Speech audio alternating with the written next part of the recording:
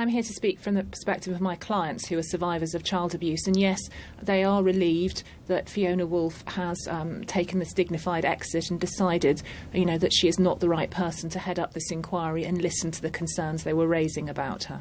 What was it that antagonised your clients so much about Fiona Woolf's appointment? Was it because of these associations in the past, famously quoted as with the Britons, or was it just her lack of experience in this area or suitability to the task?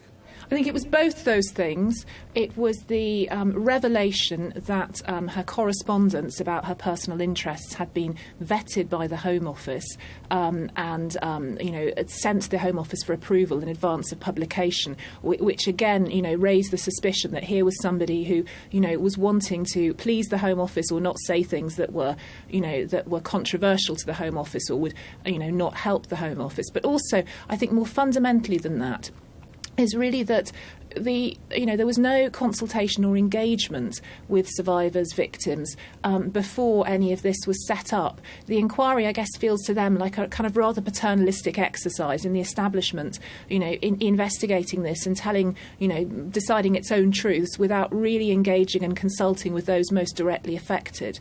And really, I think there should have been a due diligence exercise looking at, issues of background, suitability, any conflicts of interest before either of these candidates was ever appointed, and it ought to have had some participation and involvement from the survivors and victims. Well, after the two false starts have now been put out of the way, do you think your clients will be any more satisfied or convinced or have any faith in the actual architecture behind this inquiry?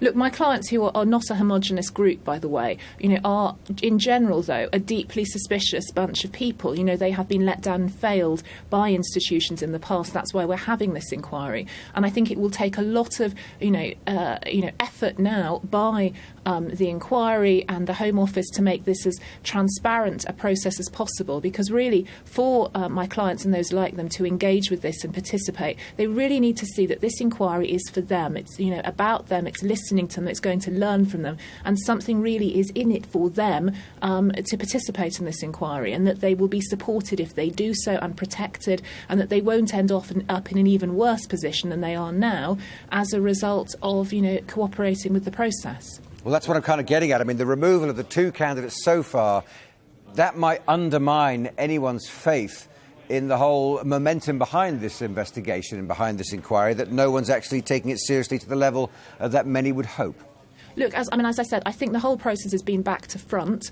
Today, a meeting which representatives of survivors and those who support them were invited was, to my knowledge, best of my knowledge, the first meeting that has been held with survivors' representatives, and really, that process of engagement should have happened 6 months ago.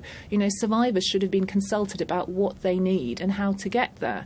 And I think that really the Home Office has to reboot this inquiry and try and put it back on track with those aims first and foremost in mind.